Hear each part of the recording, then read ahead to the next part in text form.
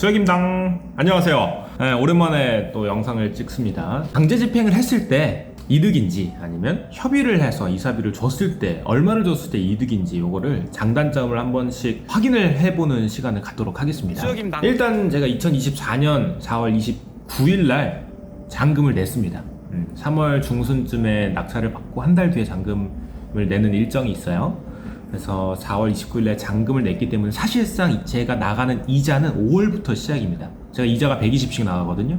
그래서 시간이 지연될수록 당연히 매달 120만원씩 손해겠죠. 네, 그래서 최대한 좀 빠르게 협의를 보던 강제 집행을 하던 이런 속도가 중요합니다.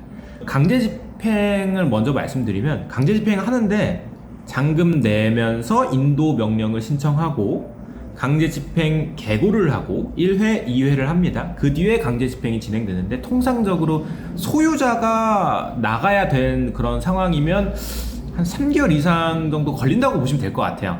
인도 명령 낸 다음에 빠르면 3개월, 좀 늦으면 한 4개월 안에 아예 강제 집행까지 진행이 되고요.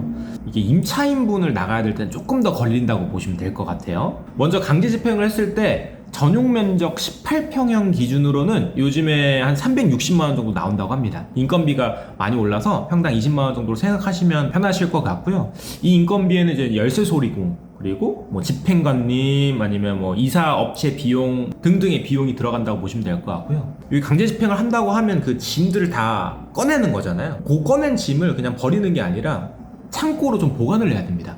그 보관을 하는 비용까지도 이거는 낙찰자가 다 부담을 해야 되고 하는데요. 대부분 이제 중요한 것들은 다 빼가시고, 점유하신 분이 다 가져가시고, 필요 없는 그냥 부피 큰 것들, 그런 것들만 좀 남아있는 경우가 많아요. 그러면 이 남아있는 물건들에 대해서 또 유체 동산 경매가 진행됩니다. 이걸 또 아예 그냥 뭐 팔 수도 없고 다 경매예요, 경매.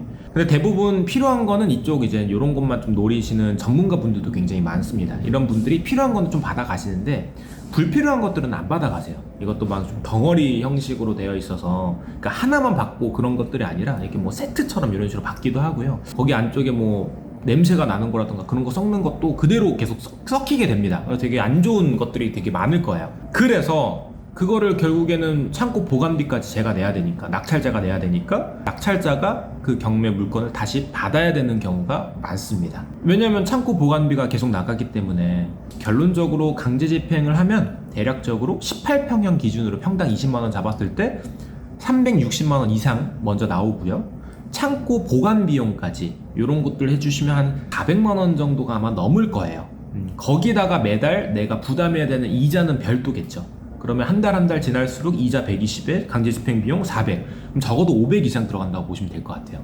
그래서 저한테 이사비 500만원을 요구하신 이분은 이제 부동산에 대해서 대략적으로 많이 아시는 분이신 것 같아요. 그래서 그렇게 저한테 말씀하신 것 같던데, 아무튼 빠른 시간 안에 점유자와 협의해서 이사비를 주고 이사를 나가게 하는 게 더 나을 수도 있습니다.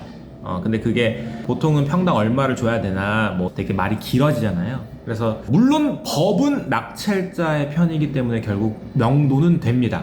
인도 명령 제도도 있고 강제 집행 제도도 있기 때문에 어차피 명도는 되는데, 그 중간에 이자 비용이라든가 이런 건 내가 부담해야 되니까 대부분 이사 비용을 드리고 이사 기간을 드리고 이사를 시켜서 명도를 하는 걸 좀 추천을 드리고요. 나 이런 거 좀 싫다, 끝까지 한번 가보고 싶다 하시는 분은 강제 집행 하시면 되는데, 강제 집행 계고라는 요 절차 때 첫 번째는 우편을 그냥 보내고요. 두 번째는 열쇠 수리공 분이랑 이사 견적 업체 분들, 그리고 집행관님 오셔가지고 개문을 하게 됩니다. 그때 대부분 이사 가시는 분들이 많으세요. 이게 남양주 지원에서 제가 집행관분하고 최근에 얘기를 해봤는데 거의 한 60% 이상은 그때는 거의 대부분 나가신다고 하시더라고요. 어차피 법은 낙찰자 편이다. 그래서 이 금액 뭐 한 400, 500 더 나오는 거 아니야? 이것만 보시고 명도에 대해서 너무 지레짐작 걱정 안 하셔도 되니까 어차피 법은 우리 편이다. 요거 확인해 보시면 되겠고요. 그리고 이제 그 뒤로 보여드릴 거는 제가 낙찰을 받은 다음에 첫 번째로 이제는 거기 가가지고 똑똑똑 하고 말씀을 드렸는데, 만약에 없을 때도 있고 저는 서울 사는데 완전 지방인 경우도 있고 굉장히 많잖아요. 그럴 때는 첫 번째는 낙찰 받은 날에 내용 증명을 보내는 거를 좀 추천드립니다. 요거는 제가 웹캠을 한번 보여드릴게요. 수혁임당. 네, 그러면 제가 내용 증명 실제로 낙찰 받은 당일날 어떻게 보냈는지 한번 보여드리면서 알려드릴게요. 당연히 이 파란 색깔 쳐져 있는 거 이런 것들은 다 그 본인 걸로 바꾸시면 됩니다. 자, 이거는 어떤 사건이고 어떤 부동산입니다라고 1번에 써져 있고요. 2번은 제가 이제 10% 처음에 경매할 때 입장금 내잖아요. 그거 보증금 냈다는 뜻이고요. 90% 매각 대금을 이때 내겠다. 이때 이제 경락 대출이 이루어진다는 뜻이겠죠. 자, 그리고 아래로 쭉 내려봤을 때 이렇게 빨리빨리 좀 해달라라는 뜻입니다. 월세 상당액 115만 원을 안 받겠습니다. 이때까지 나가주시면 이란 뜻입니다. 그래서 뭐 배당 기일 대략적으로 예상이 될 거예요. 요거 대략적으로 한번 읽어보시면 3월 중순쯤에 받았다 그러면 대충 2달 뒤에가 배당 기일이라고 보시면 될 것 같아요. 대략적으로. 그래서 배당 기일 10일 전까지는 좀 비워달라라는 뜻입니다. 그리고 계속 점유하시면 각종 이런 비용이라던가 손해배상 청구를 하겠다, 소액 심판으로 하겠다라는 뜻입니다. 그리고 인도하실 때도 어떻게 인도를 해야 되는지 깔끔하게 인도해달라라는 뜻입니다. 그리고 여기 제 연락처를 써주시면 아마 요거 내용 증명을 저희가 그 우체국으로 보내면 한 대충 한 이틀 아니면 3일, 3일 안에는 도착이 하더라고요. 그래서 아마 연락이 올 겁니다. 아마 내가 그 서울에 사는데 지방 아파트 어디 걸 받았다. 가기 굉장히 힘들 때도 있고 갔는데 아무도 없을 때도 있고 포스트잇 붙여놓고 그렇잖아요. 직접 뭐 얼굴 보면서 얘기하는 것도 한 가지 방법이고 나는 그러기 싫다 하시면 이런 식으로 내용 증명 보내도 괜찮고요. 여기 핸드폰 번호 몰라도 그냥 주소만 알아도 보낼 수 있어요. 핸드폰 번호 아시려면 낙찰 받은 당일날에 오후나 저녁에 경매 몇 개 이렇게 찾아가셔가지고 사건 열람 500원 주면 할 수 있어요.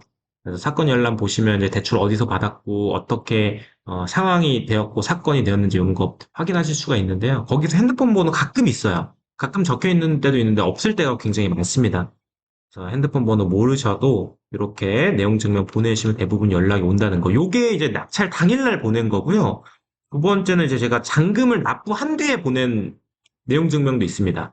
잔금을 납부한 날부터는 소유권 등기가 제 걸로 되는 거고, 낙찰자 걸로 되는 거고, 법무사님이 아무래도 인도명령을 보내주시니까 법적으로도 계속해서 절차가 진행되고 있는 상황이라 보시면 되겠습니다. 그래서 인도명령 내면 보통 금방 이거 인용됩니다. 그래서 인도명령 결정 인용이 됐다라고 보시면 될 것 같고요. 이거 어디서 확인하냐면 법무사분이 인도명령 냈다고 하면 사건 번호 알려주실 거예요. 그거를 나의 사건 번호 열람 들어가셔서 검색해 보시면 지금 어떤 상황이시다 나옵니다. 그래서 인용됐다고 끝나는 게 아니라 인용된 다음에 우체국으로 우편이 그분에게 도착을 했는지 저한테도 도착을 해야겠죠. 이것도 한 며칠 걸리더라고요. 그거는 좀 알아두시면 좋습니다. 저도 헛걸음 한 적이 있었고 아무튼 네, 이것도 똑같은 어떤 부동산이고 이제부터는 제가 갔는데 이사비 500만 원 달라고 하셔가지고 저도 좀 강하게 나갔습니다. 등기가 됐으니까 소유권이 넘어왔으니까 그날부터는 불법 거주입니다. 이렇게 아예 빨간색으로 표시해드렸고 거기 월세가 얼마인데 이거 제가 나중에 받아낼 거다. 그리고 급종 뭐 선임 비용, 강제 집행 비용, 창고 보관 비용 이런 것들 소액 심판 청구를 하겠다. 근데 대부분 경매 나온 분들은 사실 이런 걸 해도 오늘 제가 못 받을 경우가 굉장히 많을 겁니다. 이거는 참고해 주시면 될 것 같고요. 아무래도 그래도 이렇게 말을 하는 거랑 말을 안 하는 거랑 좀 차이점이 있기 때문에 자 그리고 동일합니다. 인도는 이런 식으로 파손하지 말고 깔끔하게 해달라라는 이런 거 동일하게 보내고 저는 이렇게 보내도 사실 이번 구리 물건은 연락이 안 왔어요. 그래서 이분 이렇게 하면 사실 연락이 올 만도 한데 저는 얼굴 보고 그렇게 말한 적이 있어가지고 그래서 제가 강제 집행 개고까지 날짜가 잡힌 다음에 강제 집행 개고는 인도명령 인용된 다음에 바로 신청하시면 됩니다. 신청한 다음에 일주일에서 한 10일 정도 이내에 집행관님이 우편을 먼저 1차적으로 보내고 2차적으로는 직접 찾아가실 때 열쇠 수리공이라던가 이사 견적 업체, 그리고 집행관님 이런 식으로 다 같이 증인까지 가서 강제 개고 두 번째 합니다. 그렇게 되면 대부분 60% 이상 나가세요. 대부분 나가시고 대부분 협상이 되니까 뭐 걱정 안 하셔도 될 것 같고요. 요렇게 이런 내용 증명 보내는 게 굉장히 깔끔합니다. 대부분 전화로 하거나 문자로 했을 때 좀 걱정하시는 분도 계시잖아요. 이렇게 내용 증명 요거 양식 다 보내드릴 거니까 이메일 또는 뭐 댓글로 한번 달아주시면 제가 다 보내드리도록 하겠습니다. 아무튼 저는 요거 협의를 받습니다. 그래서 이사비 500만 원 달라고 하시는 거를 제가 잔금을 4월 29일 날 쳤잖아요. 그래서 5월 달부터는 5월 1일부터는 이자가 나간다고 보면 되는데 5월 31일까지 나가주시면 저는 이사비 350만 원 드리겠다. 거기 이렇게 협의를 받습니다. 그래서 5월 31일 날 까지 나가시는 걸로 얘기를 해서요. 저는 이런 속도가 굉장히 더 중요하다고 생각해요. 그리고 아무래도 협의를 통해서 하는 게 더 좋다고 생각하는 사람입니다. 요거는 각각 생각하는 게 다 다르니까 참고해 주시면 좋을 것 같고요.